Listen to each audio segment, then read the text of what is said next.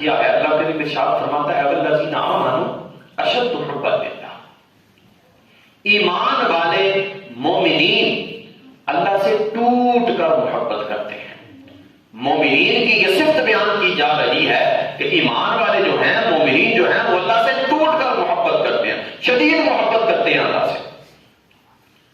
اور جو حدیث مبارکہ میں نے تلاوت کی ہے، حضور پاک صلی اللہ علیہ وآلہ وسلم نے ارشاد فرمایا لا یؤمن احدکم حتی اکون احب الیہ من والدہ وولدہ والناس اجمعین، تم میں سے کوئی شخص اس وقت تک مومن نہیں ہو سکتا کہ جب تک ہر چیز سے بڑھ کر اپنے والدین، اپنی اولاد، اپنی دنیا، ہر چیز سے بڑھ کر مجھ سے محبت نہ کرے، کوئی شخص اس وقت تک مومن نہیں ہو سکتا۔ اب دو چیزیں آ گئی ہیں۔ جو آیا کریمہ ہے اس میں اللہ کی محبت کا ذکر ہے، لیکن جو حدیث مبارکہ میں نے بیان کی ہے اس میں حضور کی محبت کا ذکر ہے۔ حضور فرما رہے ہیں کہ کوئی بندہ اس وقت تک مومن نہیں ہو سکتا کہ جب تک ہر چیز سے بڑھ کر اس سے محبت نہ کرے۔ تو آیا ان میں موافقت ہے یا مطابقت ہے؟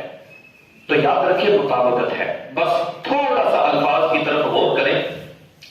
آیا مبارکہ کے الفاظ کیا ہے کہ والذین آمنوا اشد حبا للہ، ایمان والے جو ہیں، مومنین جو ہیں، وہ اللہ سے ٹوٹ کر محبت کرتے ہیں۔ اور آیا کریمہ کے جو حدیث مبارکہ ہے اس کے الفاظ ہیں کہ کوئی شخص اس وقت تک مومن ہو ہی نہیں سکتا۔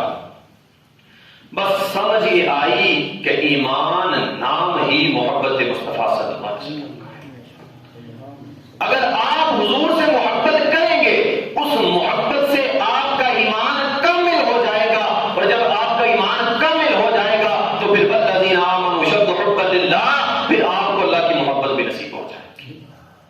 اللہ کی محبت نصیب ہونے کے لیے شرط یہ ہے، عطا ہونے کے لیے شرط یہ ہے کہ آپ کے دل میں حضور کی محبت ہونی چاہیے۔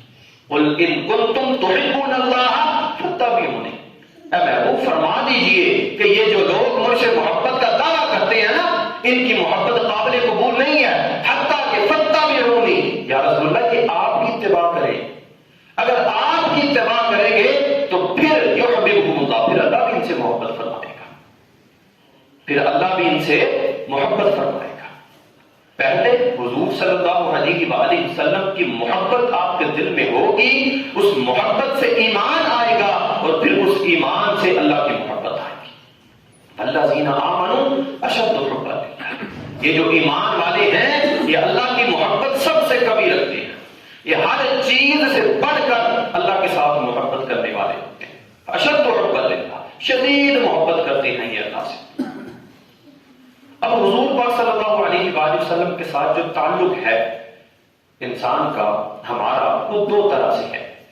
ایک ہے علمی تعلق، ایک ہے حبی تعلق۔ علمی تعلق کیا ہے؟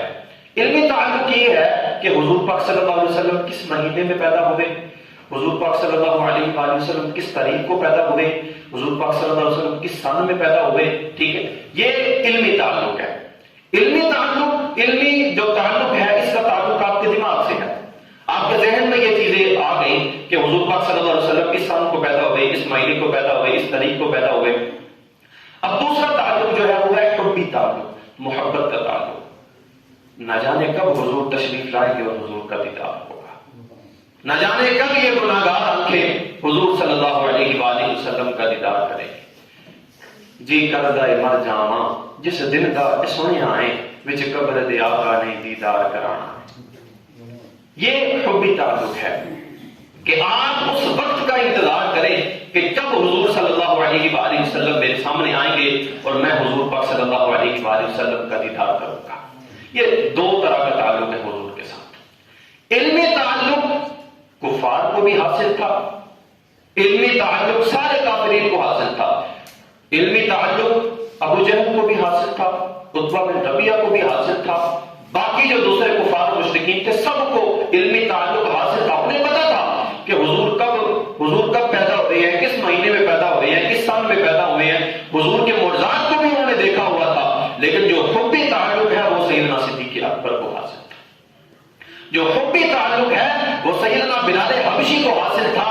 اور وہ کس قدر، کس طرح کا تعلق تھا حضور کے ساتھ کہ جلتے انگاروں پہ لیٹ کے بھی احد احد محمد محمد کے نعرے لگائے.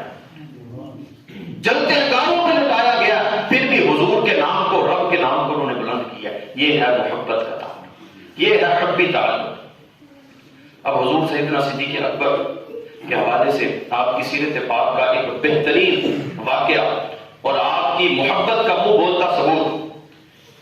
حرم میں جب حضور پاک صلی اللہ علیہ وسلم کو اللہ تعالیٰ کی طرف سے اعلانیہ تبلیغ کا حکم ہوا کہ قم فانذر عشیرتک الاقربین، اپنے اقربا کو، اپنے قربت والوں کو اللہ کے خوف سے ڈرائیے، اٹھیے اور اپنے رب کے نام سے ڈرائیے ان لوگوں کو.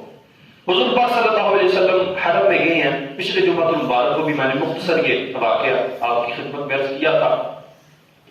حضور پاک صلی اللہ علیہ وسلم وہاں پہ گئے ہیں اور حضور نے تبلیغ کا آغاز کیا. لوگ آپ کو مارنے کے لیے آئے ہیں. حضرت سیدنا صدیق اکبر نے آگے ہاتھ پھیلا کے کھڑے ہو گئے ہیں کہ ابو بکر کے ہوتے ہوئے تم حضور کو ہاتھ نہیں لگا سکتے. انہوں نے پھر ایسا کیا کہ حضرت سیدنا صدیق اکبر کو مارنا شروع کر دیا اور اتنا مارا کہ آپ بے ہوش ہو کے گر پڑے. آپ کے قافلے والے، آپ کے جو قبیلے والے تھے وہ آئے ہیں اور آپ کو اٹھا کے لے کے گھر گئے ہیں. اب جب گھر لے کے گئے ہیں آدھی رات ہو گئی ہے. قبیلے والے بھی پاس بیٹھے ہوئے ہیں اور والدین بھی پریشان ہیں. حضور سیدنا صدیق اکبر کو آدھی رات کو ہوش آیا ہے اور جب ہوش آیا تو آنکھیں کھلتے ہی پہلے الفاظ جو زبان سے نکلے ہیں وہ یہ نکلے ہیں کہ بتاؤ میرے حضور کیسے ہیں. والدہ نے جب دیکھا کہ کچھ بول رہے ہیں تو پاس آئیں اور کہتی ہیں کہ میرے لال کا کیا حال ہے. ماں پھر ماں ہی ہوتی ہے. فرمایا بتاؤ میرے لال کا کیا حال ہے، کیا ہو گیا میرے لال کو. حضرت سیدنا صدیق اکبر فرماتے ہیں کہ مجھے کچھ نہیں ہوا، بس مجھے یہ بتاؤ میرے حضور کیسے ہیں. جو قبیلے والے بیٹھے ہوئے تھے وہ بھی غصے ہو کے چلے گئے کہ جن کی وجہ سے آپ کی یہ حالت ہوئی ہے ہم آپ کے لیے بیٹھے ہوئے ہیں لیکن آپ ابھی بھی انہی کا نام لے رہے ہیں. وہ چلے گئے. آپ کی والدہ نے ابھی اسلام قبول نہیں کیا. اب حضور پاک حضرت سیدنا صدیق اکبر رضی اللہ تعالی عنہ آپ نے اپنی والدہ سے کہا ہے کہ مجھے بس حضور کو دیکھنا ہے، جب تک میں حضور کو نہیں دیکھوں گا مجھے چین نہیں آئے گا. تو آپ کی والدہ کہتی ہیں کہ بیٹا مجھے تو نہیں پتا کہ حضور صلی اللہ علیہ وآلہ وسلم کہاں پہ ہیں. تو حضرت سیدنا صدیق اکبر نے کہا کہ آپ ایسا کریں کہ آپ ام جمیل کے پاس جائیں. ام جمیل حضرت عمر فاروق کی بہن ہے. ابھی حضرت عمر فاروق نے اسلام قبول نہیں کیا لیکن حضرت ام جمیل آپ کی جو بہن ہے اور ان کے جو خامد تھے انہوں نے اسلام قبول کر لیا تھا. آپ نے کہا کہ آپ ام جمیل کے پاس جائیں، انہوں نے جا کے پوچھیں. آپ کی والدہ پھر اپنے لختے جگر کے لیے ماں پھر ماں ہی ہوتی ہے، ماں کی محبت بھی پھر اسی طرح کی ہوتی ہے. ماں اپنے لال کے لیے پھر گئی ہے حضرت ام جمیل کے پاس. حضرت ام جمیل کو جا کے کہا کہ میرا بیٹا پوچھ رہا ہے کہ حضور صلی اللہ علیہ وسلم کیسے ہیں اور کہاں پہ ہیں. حضرت ام جمیل نے کہا کہ بھئی حالات اس طرح کے ہیں کہ میں آپ کو نہیں بتا سکتی، آپ نے ابھی اسلام قبول نہیں کیا ہو. ہاں آپ مجھے اپنے بیٹے کے پاس لے جائیں تو میں انہیں جا کے بتاؤں گی. ابو بکر کی وفاؤں پہ مجھے یقین ہے، میں انہیں بتاؤں گی، میں آپ کو نہیں بتاؤں گی. آپ کی والدہ نے حضرت ام جمیل کو ساتھ لیا اور چلی گئی. حضرت ابوبکر صدیق کے پاس گئی ہیں اور حضرت ام جمیل نے حضرت ابوبکر صدیق رضی اللہ تعالی عنہ کو آپ کو بتایا کہ حضور پاک صلی اللہ علیہ وسلم حضرت ارقم کے گھر ہیں اور خیریت سے ہیں. حضور کو کسی قسم کا کوئی نقصان نہیں پہنچا، حضور صلی اللہ علیہ وسلم خیریت سے ہیں. اب حضرت سیدنا صدیق اکبر کی جو والدہ ہے وہ پاس بیٹھی سن رہی.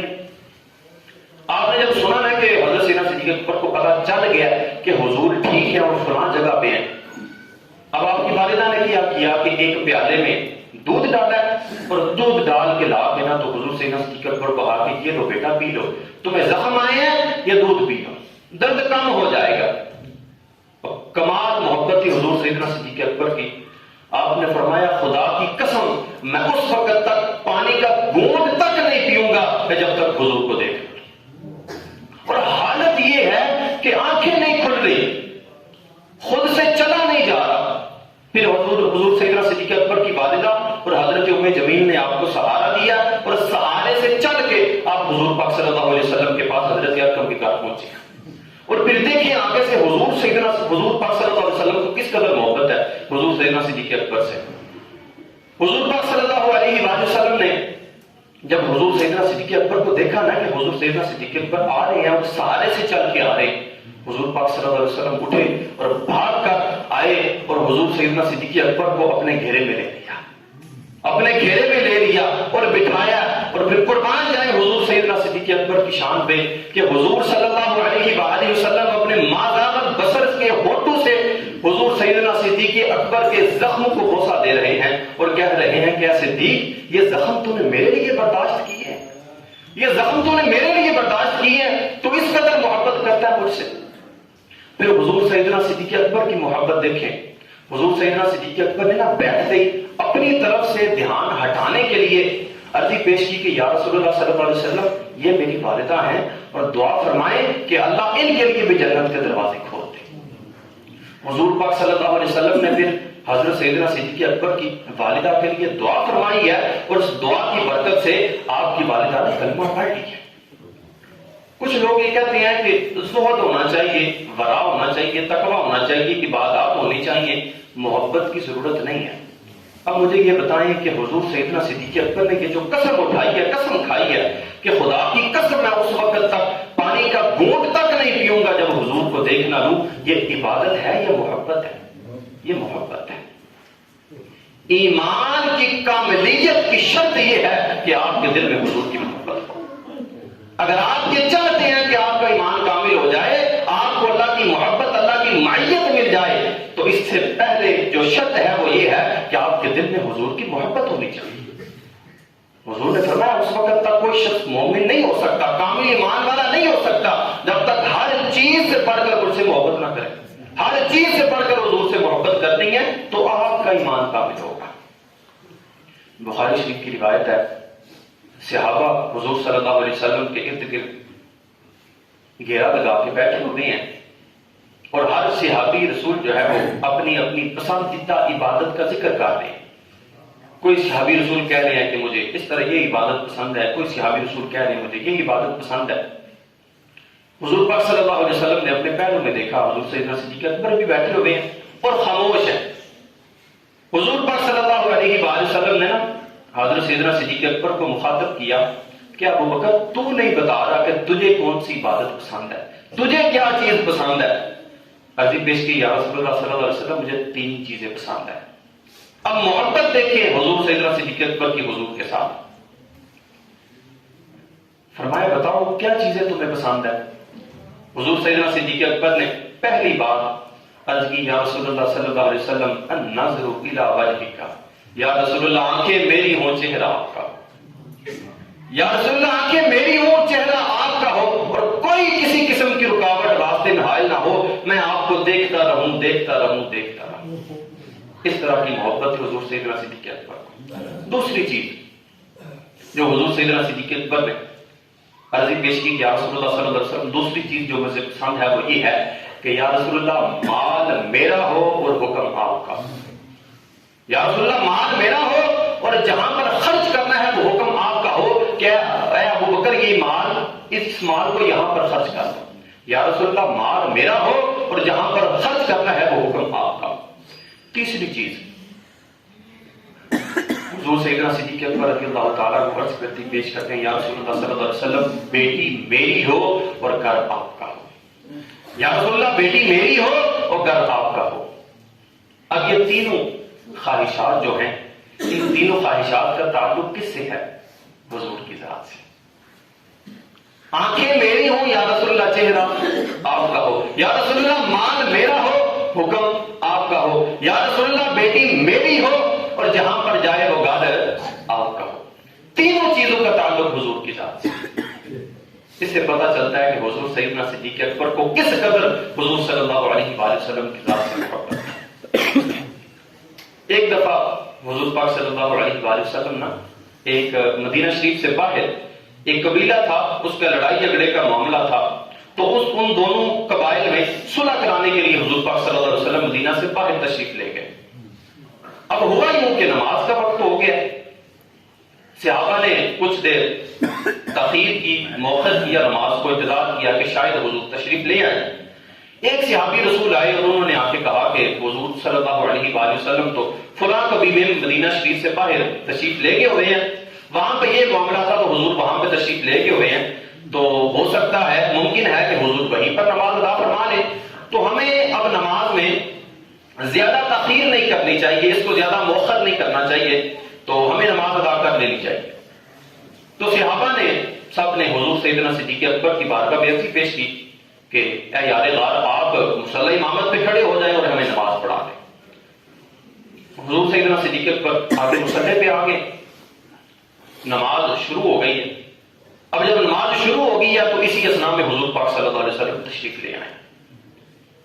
اب ہمارے لیے جو حکم ہے وہ یہ ہے کہ ہم کسی کے لیے صف کو توڑ نہیں سکتے، یا کسی کے لیے صف راستہ، کسی کو راستہ دینے کے لیے ہم صف توڑ نہیں سکتے. یہ ہمارے لیے جو حکم ہے وہ یہ ہے. لیکن حضور صلی اللہ علیہ وآلہ وسلم کی بات الگ ہے. حضور خاص ہے تو حضور کا حکم بھی خاص ہے. حضور صلی اللہ علیہ وآلہ وسلم جب تشریف لے آئے تو ساری کائنات اور کائنات کی ہر چیز اقتدا میں کھڑی ہوگی اور حضور صلی اللہ علیہ وسلم مصلی امامت پہ کھڑے ہوگے جب حضور تشریف لے آئے. اب حضور پاک صلی اللہ علیہ وسلم آگے ہیں، تشریف لے آئے ہیں. آہٹ پا کے جب حضور پاک صلی اللہ علیہ وآلہ وسلم کی آہٹ محسوس ہوئی ہے، اور یہیں پہ محبت کا نا ایک واقعہ مختصر سا عرض کرتا ہوں.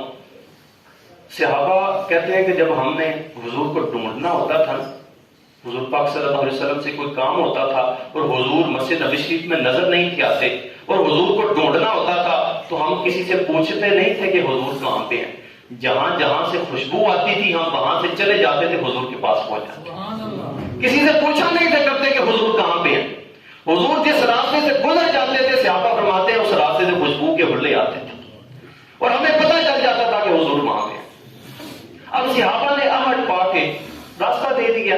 حضور پاک صلی اللہ علیہ وسلم آگے تشریف لے آئے ہیں اور آگے والے جو صحابہ تھے انہوں نے اپنے ہاتھ کو ہاتھ پہ مارا ہے، تالی بجائی ہے، تاکہ حضور سیدنا صدیق اکبر کو بھی پتہ چل جائے کہ حضور صلی اللہ علیہ وسلم تشریف لے آئے ہیں. اب حضور سیدنا صدیق اکبر کو بھی پتہ چل گیا کہ حضور تشریف لے آئے ہیں. اب حضور سیدنا صدیق اکبر نے پیچھے ہٹنا چاہا تو حضور پاک صلی اللہ علیہ وآلہ وسلم نے فرمایا کہ صدیق، آج تو پیچھے نہ ہٹ، آج تو امامت کروائے گا اور نبیوں کا امام تیرے پیچھے نماز ادا کرے گا. جب یہ الفاظ حضور پاک صلی اللہ علیہ وسلم نے ادا فرمائے تو حضور سیدنا صدیق اکبر نے نماز ہی میں، حالت نماز میں اللہ کا شکر ادا کیا کہ میرے مالک تیرا شکر ہے کہ امام الانبیاء، نبیوں کے امام جو ہیں وہ اس قدر مجھ پر اعتماد کرتے ہیں. تو شکر ادا کر کے آپ مصلی پہ کھڑے نہیں ہوئے، پیچھے آ گئے، پیچھے ہٹے ہیں. تو حضور پاک صلی اللہ علیہ وسلم آگے تشریف لے گئے. حضور پاک صلی اللہ علیہ وسلم نے نماز مکمل فرمائی ہے اور نماز کو مکمل فرمانے کے بعد حضور پاک صلی اللہ علیہ وآلہ وسلم نے پہلے تو صحابہ کو مسئلہ سمجھایا کہ اس طرح کا معاملہ ہو جائے تو اس طرح کرنا. اس کے بعد حضور سیدنا صدیق اکبر کی طرف چہرہ کر کے تو حضور پاک صلی اللہ علیہ وسلم نے فرمایا کہ اے ابو بکر، میں نے کہا جو تھا کہ تم آگے کھڑے ہو جاؤ، نماز پڑھو، میں تمہارے پیچھے نماز ادا کروں گا، تو پھر تم پیچھے کیوں ہٹے؟ اب قربان جائیں حضور سیدنا صدیق اکبر کی ذات پاک پہ، اور قربان جائیں اس محبت کے جذبے پہ، اس عشق کے جذبے پہ کہ جو جذبہ حضور سیدنا صدیق اکبر کو، جو محبت حضور سیدنا صدیق اکبر کو حضور سے تھی. حضور سیدنا صدیق اکبر نے فرمایا کہ یا رسول اللہ صلی اللہ علیہ وآلہ وسلم عرضی پیش کی، یا رسول اللہ، ابو قحافہ کے بیٹے میں اتنی جرأت نہیں ہے کہ یا رسول اللہ وہ آپ کے آگے کھڑے ہو کے تو نماز ادا. ابو قحافہ کے بیٹے میں اتنی جرأت نہیں ہے کہ وہ آپ کے آگے کھڑا ہوتا ہے. اب دیکھیں کھڑے کہاں پہ ہیں، کس حالت میں؟ نماز میں. کعبے کی طرف منہ ہے، کعبے کی طرف منہ ہو یہ تو ٹھیک ہے، اسی طرح نماز ادا ہوتی ہے، لیکن یہ گوارا نہیں کیا کہ کعبے کی طرف پیٹھ ہو جائے. یہ حضور سیدنا صدیق اکبر کی ذات ہے. ہر چیز سے بڑھ کر حضور صلی اللہ علیہ وآلہ وسلم سے محبت کرنے والے، پروانے کو چراغ اور بلبل کو پھول، بس صدیق کے لیے خدا اور اس کا رسول بس. حضور سیدنا صدیق اکبر نے کمال درجے کی محبت کی ہے حضور صلی اللہ علیہ وسلم. ویسے تو محبت ہر صحابی نے کی ہے اور کمال درجے کی ہے، لیکن حضور سیدنا صدیق اکبر کی کیا بات ہے. افضل البشر بعد الانبیاء بالترتیب، انبیاء کے بعد جو شخص افضل ترین ہے تمام مخلوق میں سے، وہ سیدنا صدیق اکبر رضی اللہ تعالیٰ عنہ کے ساتھ ہے۔ انہی الفاظ پر میں اپنی گفتگو کو سمیٹتا ہوں اور دعا کرتا ہوں کہ اللہ کریم ہمیں حضور صلی اللہ علیہ وآلہ وسلم کی محبت عطا فرمائے، اور جس طرح کا سوز و گداز، جس طرح کا عشق، جس طرح کی محبت، جس طرح کا یہ جذبہ، کیفیت محبت و عشق حضور سیدنا صدیق اکبر کو حضور صلی اللہ علیہ وآلہ وسلم سے تھا، ہمیں بھی اس جذبہ عشق کی چنگاری عطا فرمائے۔